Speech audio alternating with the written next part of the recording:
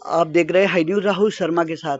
आज हम हैं यहाँ नंबर के उपलक्ष्य में चंद्रपाल जी यादव से बात करेंगे, जो देश के एक जाने माने चेहरा हैं, किसान नेता भी कहते हैं लोग इन्हें। आज हम उनसे बात करेंगे। नेताजी, पहले तो आपको नव वर्ष की बहुत बहुत शुभकामनाएं। धन्यवाद। आपको भी नया वर्ष बहुत बहुत शुभ हो। दतिया वासियों को भी नया वर्ष बहुत बहुत शुभ हो। हमारी शुभकामनाएं। आप एक किसान नेता हैं, किसान के बेटे भी हैं। हमारे देश में खाद को लेकर एक बड़ा मुद्दा बना रहता है। ये प्रशासन को भी ध्यान देना चाहिए और बड़े नेताओं को भी, कि जैसे साल में वो सारी व्यवस्थाएं करते हैं, यहाँ मेला लगना है, यहाँ इतनी फोर्स लगेगी, ये लगेगी, फिर किसान के लिए इतना क्यों नहीं करते? देखिए, जो नाइट्रोजन के लिए यूरिया की आवश्यकता होती है, हमारे देश में सफिशिएंट यूरिया बनता है। और जी। मैं समझता हूँ हमारे देश में यूरिया की कमी नहीं है। अगर कोई इस तरीके का प्रचार कर रहा है वो गलत है, भ्रम फैला रहा है। यूरिया सफिशिएंट है, जितनी भी आवश्यकता होगी। चूंकि हमारे देश में ही इतना उत्पादन है, जितना कंजम्पशन है उतना उत्पादन है। लेकिन फास्फेटिक फर्टिलाइजर जिसमें डीएपी एनपीके जो है वो ज्यादातर मात्रा में इंपोर्ट होके आता है। जी। और जब इंटरनेशनल मार्केट में रेट बढ़ जाते हैं तो निश्चित रूप से या तो सरकार को सब्सिडी बढ़ाना पड़ेगी, या एमआरपी बढ़ेगा। सरकार ने एमआरपी फिक्स कर रखा था। इस वजह से जो लोग इंपोर्ट कर रहे थे उनको बहुत जबरदस्त घाटा हुआ। इस वजह से लोगों ने इंपोर्ट भी कम किया।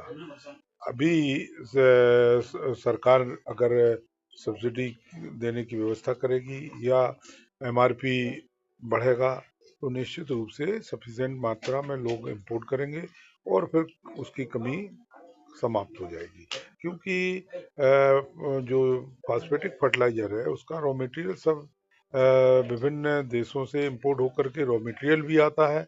जो एक दो कारखाने हैं उनमें रॉ मटेरियल की शॉर्टेज या रेट बढ़ जाने के कारण उन्होंने भी सफिशिएंट अपना जो टारगेट था वो पूरा नहीं कर पाया।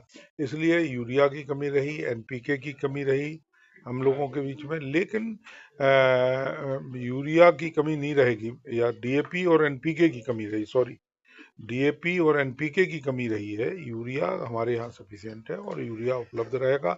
और आगे सरकार की जो पॉलिसी होगी उसके अनुसार अगर सरकार चाहेगी तो निश्चित रूप से भारी मात्रा में लोग इंपोर्ट करके और किसानों की समस्या का समाधान कर सकते देश में ये सोचते हैं लोग कि इस बार फिर इलेक्शन होगा, कौन बनेगा, लेकिन हर बार आप ही बन जाते हैं। ये इसका क्या तरीका है, क्या रणनीति रहती है आपकी? हैं। नहीं, ये हम हम बन जाते हैं ये कोई बात नहीं है। ऐसा है कि ये हमारी संस्था कोऑपरेटिव की संस्था है। पूरे देश की सहकारी संस्थाएं हमारे शेयर होल्डर हैं, हमारी मेंबर हैं। लगभग 10,000 के ऊपर सहकारी संस्थाएं हम हमसे जुड़ी हुई हैं।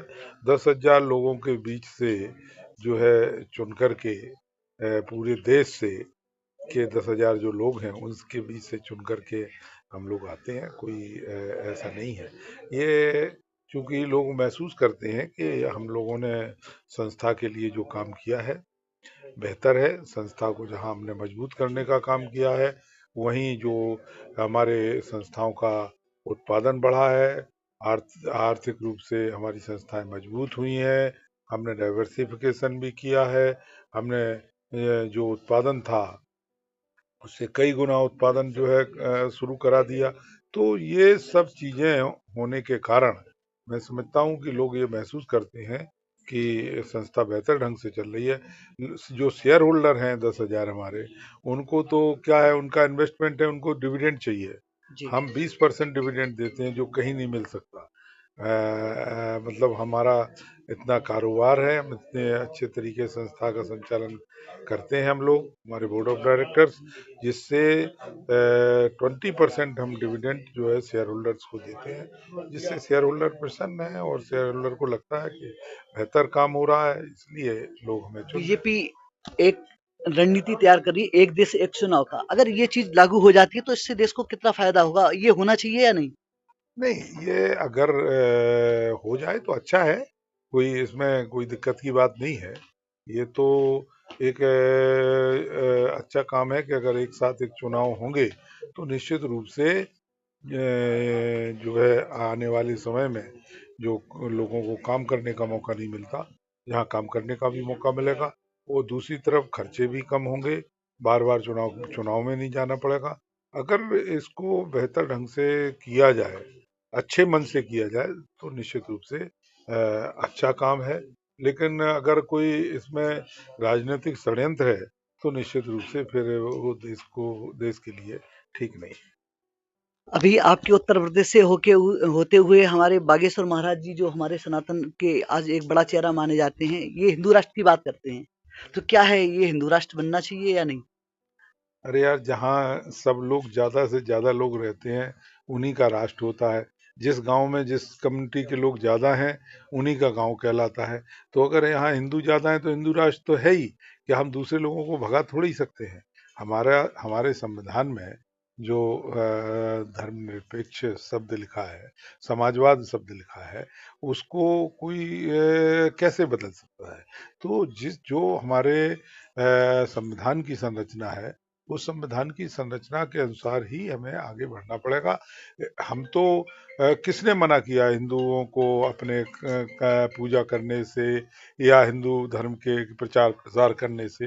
कोई नहीं करता, ज्यादातर हिंदू धर्म के। लेकिन ये केवल राजनीतिक बातें हैं और राजनीतिक षड्यंत्र है। वो भी मैं समझता हूँ कि किस वजह से कह रहे हैं, मैं नहीं समझ पा रहा। लेकिन ये जरूर है कि ये सब राजनीतिक पॉलिटिकल बातें हैं। इन सब चीजों को धर्म से जोड़ करके इस तरीके से बात करने से देश का नुकसान होगा निश्चित। पूरे देश में किसी ने सोचा नहीं होगा कि उत्तर प्रदेश में लोकसभा की समाजवादी पार्टी की इतनी सीटें आएंगी। क्या तैयारी की थी कि कोई समझ नहीं पाया एकदम से, जब एक दिन एग्जिट पोल भी नहीं बता पा रहे थे, लेकिन जब ये जनता के सामने रिजल्ट आया तो स्थिति कुछ और थी। हम लोग भले ही कह रहे हो दूसरे प्रदेशों में ना समझ रहे हो, लेकिन उत्तर प्रदेश में लोग समझ रहे थे। उत्तर प्रदेश का जो माहौल था वो इससे ज्यादा सीटें आने का था, लेकिन वो नहीं आ पाई। ठीक है, उनको 37 सीटें मिली, लेकिन ऐसा नहीं था कि माहौल नहीं था। माहौल जबरदस्त था और माहौल मान लीजिए कि ज्यादा सीटें आने के लिए था। अगले चुनाव की तैयारी आपकी क्या रहेगी? क्या रणनीति रहेगी? कितनी सीटें समाजवादी पार्टी उत्तर प्रदेश में लाएगी? देखिए, अभी इस संबंध में कुछ नहीं कहा जा सकता, अभी टाइम बहुत है। और इतने लंबे समय में हम कैसे एक भविष्यवाणी कर सकते हैं? ये तो काम के ऊपर निर्भर करता है और अपोजिशन के संघर्ष के ऊपर निर्भर करता है। अगर अपोजिशन संघर्ष करेगा, जनता की जो समस्याएं हैं उनको उठा करके उनके लिए लड़ाई लड़ने का काम करेगा, जनता को मदद करने का काम करेंगे, तो निश्चित रूप से उसको लाभ मिलेगा, सीटें बढ़ेंगी।